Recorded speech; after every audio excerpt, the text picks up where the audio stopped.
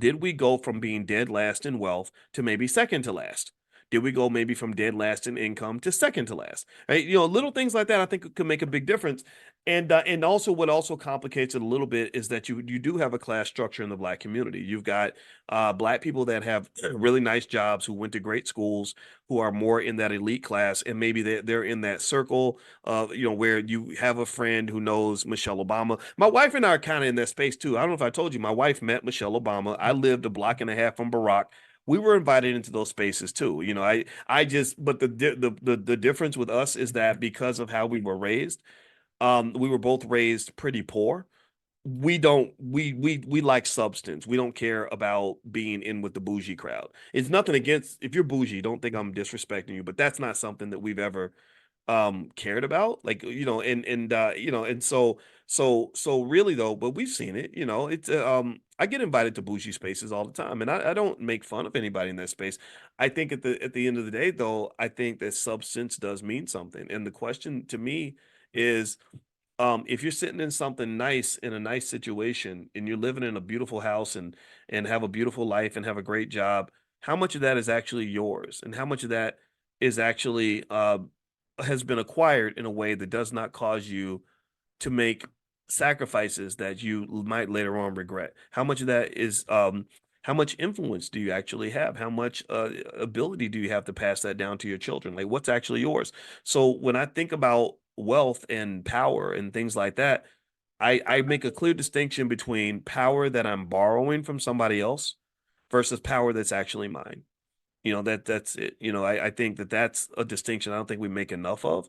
I think that, for example, we are tempted to put labels on ourselves and say, I'm an executive vice president at General Electric, so that makes me important. And there's nothing wrong with that, but the problem is that if they decide that they don't want you anymore, then you're losing a piece of your self-esteem. You're losing a piece of your identity from that. And then also on top of that, my question would be, when you get up every day and you're in that environment, how do you feel? Do you really feel like this is a place that you would be even if you weren't making any money? Or do you just tolerate this because you need to be in the space in order to feel like you are an important human being? And I would just say that you are important regardless. I think that things like being a great father and a great mother are undervalued assets. I think that anybody who's really pouring into their kids, you're really pouring into that $1 million, $1 billion empire that's yours. And so I just think we need to think about those things, right? Instead of just always thinking that having the fancy job makes you special. I've had a lot of fancy jobs. I'm a college professor. I've had fancy jobs before, but you can't pass a fancy job down to your children. Your kids don't, when you die at your desk, your kids are not going to inherit that job. So what is actually yours? Then it might just be a few shares of stock. It might be some real estate. It might be a little business that you've been working on with your wife for the last 20 years, or just something, right? And this creates a power base. When you have a base, it's much harder for people to imperialize you or to colonize you. When you have a base, it's much harder for people to economically threaten you. It's much harder for them to destabilize you. Right? So the question is, what is your base? What is your base? And maybe a way to measure your base would be to say, what if they took all this away from me? What if they fired me from my job tomorrow?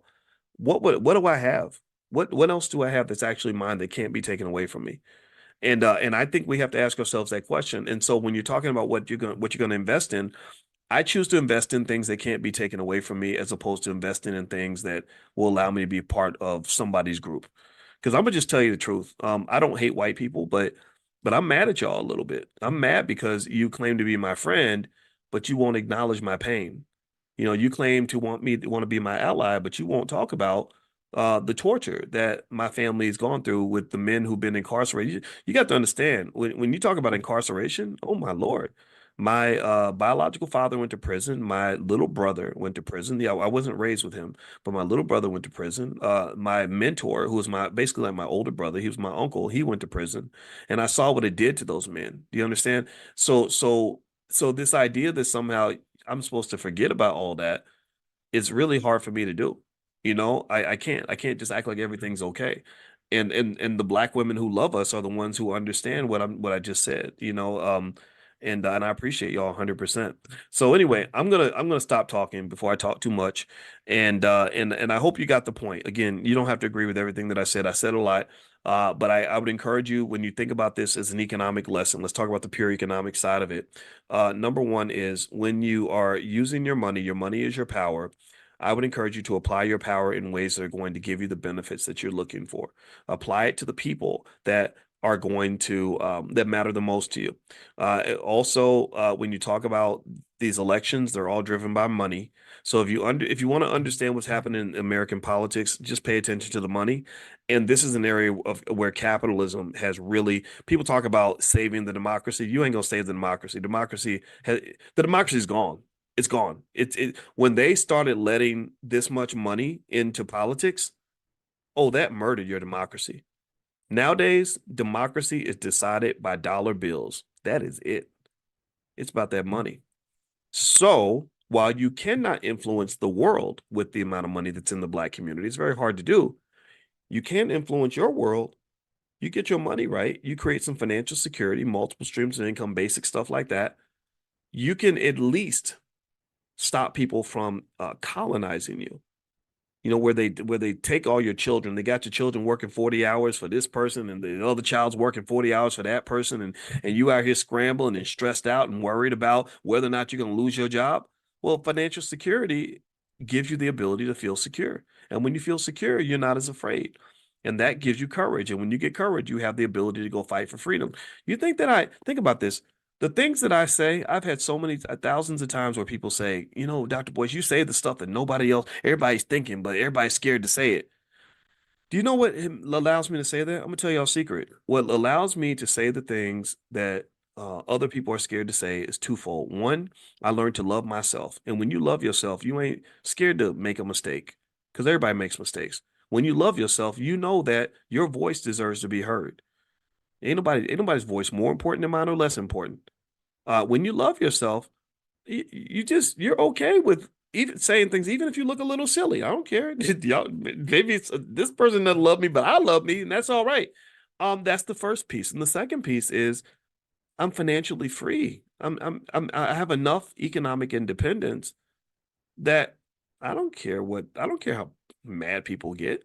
Whatever. If I think it's true, I'm gonna say it. And I didn't ask anybody's permission to talk to you today. There's nobody I had to run get clearance from or make sure it's okay, make sure it wasn't gonna offend anybody. No, I can just I'm gonna finish up this conversation and probably go take a nap, and I don't need permission to do that either.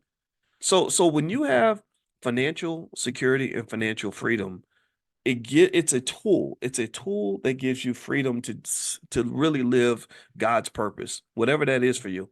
And you got to figure out what that's supposed to be. But I that's what I want because so many people cannot live their true purpose in life because they got bills to pay. Or they're scared of the financial consequences of their version of the truth. So if we really want this thing called freedom, we're gonna have to incorporate economics into that conversation. If you talk about freedom and you're not talking about money, then you're not talking about freedom at all. Not in America anyway. You gotta have your economics straight so you can at least make sure that as you're out here getting involved in crazy stuff, at least you know you can go home and eat and you got a place to live. Right? Because that's the greatest way that people have controlled and colonized you. That starts from birth. They start that training from birth because they needed to integrate you into the economic system so they could extract labor from you, extract your talent from you, extract everything that they could from you and give you nothing back. So they not only put you in a position of extreme economic vulnerability, but they put you in a situation where low vibrational consciousness is very popular. And so you don't even understand why you feel like a slave every day. You don't even know what's going on. You don't even know you were born in a cage.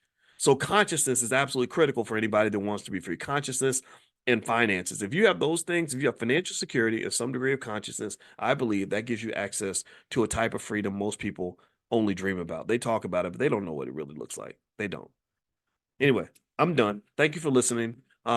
The training on Sunday, I'm gonna go through in extreme detail eight financial illnesses that I see on a regular basis and how to identify them and cure them. And I'm going to send you guys a link to join. It's going to be Sunday at 3 p.m. Eastern. And so if you'd like to receive that link to join on Sunday, make sure you're on the text list. You can get on the text list by texting the word morning, MORNING, to 87948. I'm going to send it out this afternoon. Text morning to 87948. Also, my book is called The 10 Commandments of Black Economic Power. You can get a copy at drboycebooks.com. That's drboycebooks.com.